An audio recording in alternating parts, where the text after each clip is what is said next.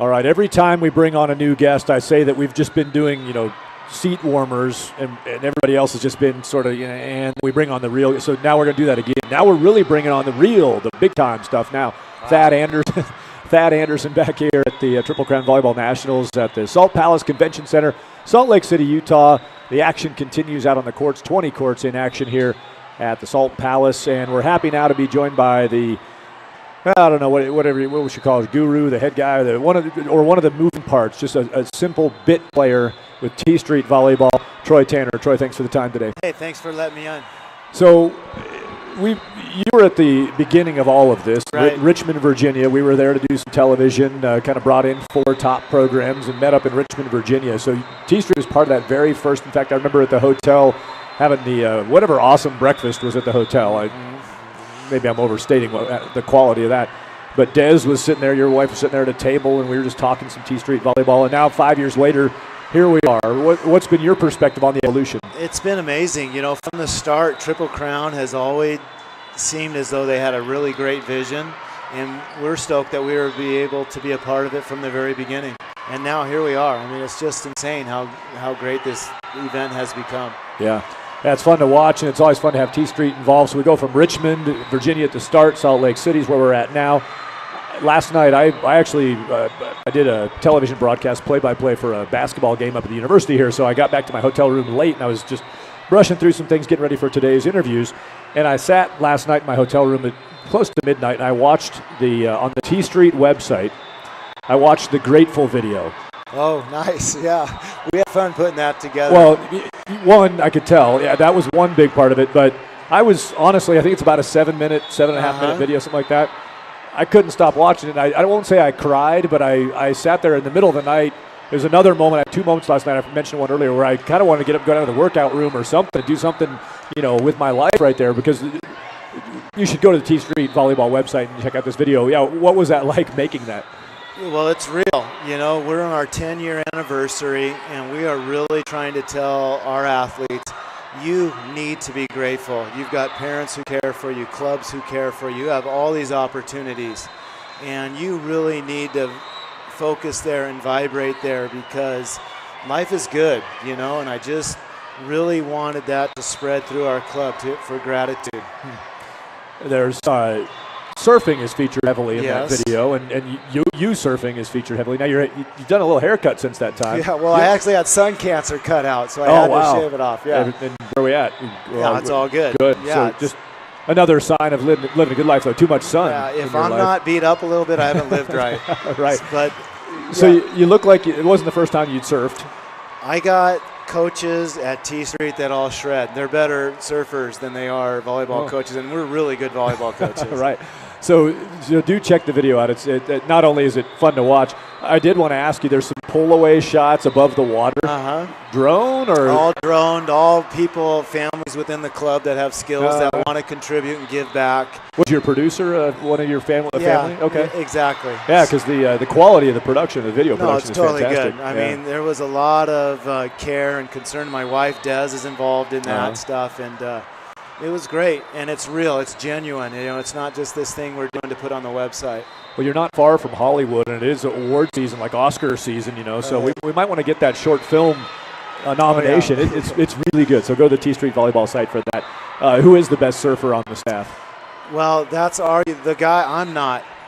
Okay, but I just know this guy coaching our 16s team, Mike Murphy, shreds, and Curtis, who's going to start with the 15s in about 10 minutes.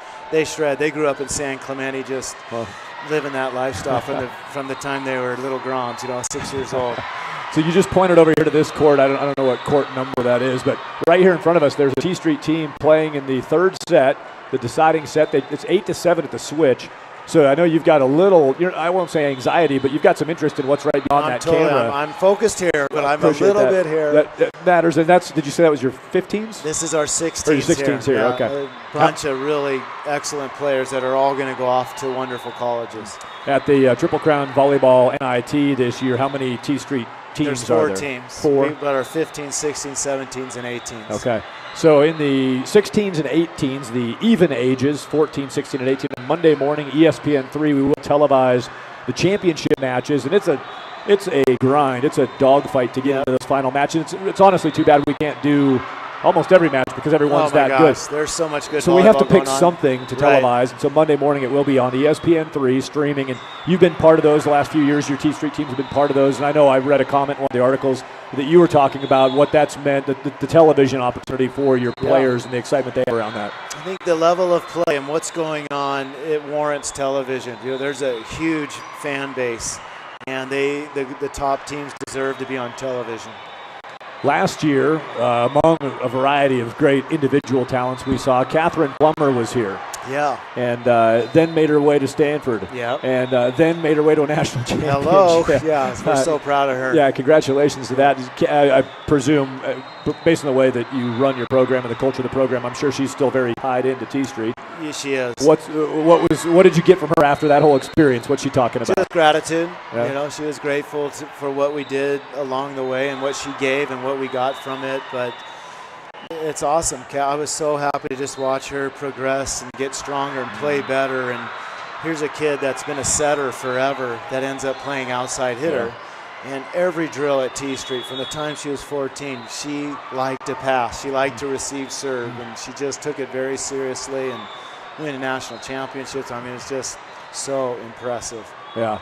I did the play-by-play on Pac-12 Network of their match at Colorado kind of late in the season, and she was really good. She's a but star. They were all really good, and Inky was back in full force and came off the injury, and watching them play, I mean, I didn't know, I guess I wasn't sure they were going to go as far as they did and win it all, but you could see the pieces just all taking shape. It just got better and better and stronger and more comfortable, and Dunning did a nice job, and all of a sudden they're playing loose, and Catherine gets to feel good, and it was really nice to watch. Well, the poise, the young poise they had, I mean, it's unbelievable to watch. You forget that these are 18-year-old kids. Yeah, the freshmen had a huge impact on that team. So they can play loose and easy, and it was great. Speaking of 18 and young and how fast it goes, then we were just talking before we came on here. So your daughter Bailey is going to be a senior now, and a moment ago I was talking to another guest of ours up here about the Washington volleyball program. Mm-hmm. It's kind of Tstreet North. It has been, yeah. How did that get going, by the way? Well, a good friend of mine from Pepperdine who coached me, Jim McLaughlin, was at University of Washington. And, he liked what we were doing, and I wanted to send my athletes to him. And we got 4 girls in there pretty fast. They all had a huge impact at a young age, and here they are now. They're all seniors, and along the way, Washington's had some really nice seasons. Yeah, so now are we going to have Tstreet East with Notre Dame? Well, I'm certainly open to it. I'm all about sending my girls to colleges where they want to play, So, I'm certainly loyal to UW. They've been great to me and my daughter. Yeah. But I'll send them what's best for them. Well, Keegan Cook's a phenomenal young coach, and he's the feel around him is good. I think Notre Dame didn't they have where Jim McLaughlin moved on to? Didn't they have the record-setting RPI improvement from last year to this year? They made ridiculous increases. Yeah, so he's getting it rolling there. He'll turn it around, and I guess it took basically 5 years at Washington, his program development, and then that's when he made his big splash. Yes. It's about a 5-year build, and so Notre Dame's on the rise, and they're heading up. The ACC, the whole volleyball community though now is playing at a nice level. The ACC has a lot of good coaches, a lot of good teams. I think 10 years ago it was maybe a little easier to make the huge jumps, but the level of play, the level of athletes, the understanding of the coaches, it's a little tougher, but Jim has done an amazing job, and he'll keep doing that, but the ACC is strong. Yeah, that's interesting. The parity in the women's college game, the Pac-10, Pac-12, it was really the Pac-10 dominated forever. Right. And it was kind of like everybody, good luck entering the club. Right. You're not getting to it. And then all of a sudden it shifted. And it's kind of fun to have a Penn State. I mean, it's fun to watch somebody sustain success, but it's more fun, I think, to have that parity where you never know who's going to win it from where. Man, so for the Pac-12 to get back to it with Stanford this year, and you had Nebraska jumping in there, but I think you're right. I mean, the ACC, you've got the Big 12 has got things going on where it looks like it's becoming more of a toss-up. Exactly, and the SEC is now bringing in experienced West Coast coaches, in Georgia and Arkansas. These athletic directors are seeing the value of the sport. They're seeing television numbers. They're seeing the whole sport just explode. They're wanting to invest money into it, bring in experienced coaches, and it's just going in the right direction for sure. So I mentioned Bailey, your daughter, and some AVCA All-American honors this past December. Congratulations to her on that. I'm so fired up for her. That's a nice honor for her. I was really happy about it. She was more focused on setting this year, right? I mean, she ended up more strictly in that role. It's funny, as a freshman, she sat in the back row. As a sophomore, she sat in the back row and hit in the front row. And then last year, for the first time in her career, she sat all the way around. Yeah. So I'm just really proud of her. Yeah. You know, it's really fun. Yeah, that variety, that diversity, and ability to adapt to the system is an impressive thing. What about we're in Salt Lake City? I see that Beth Lanier in Utah, they've got a couple of your Tstreet kids. Yeah, we got two going over there. That's very exciting too. Pac-12.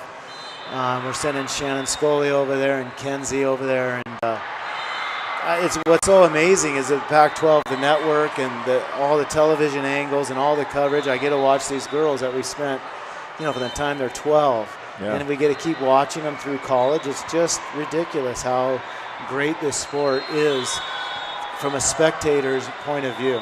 With all that to do, with all the players you're following and the work you're doing, do you have enough time to surf? You still get enough surfing time?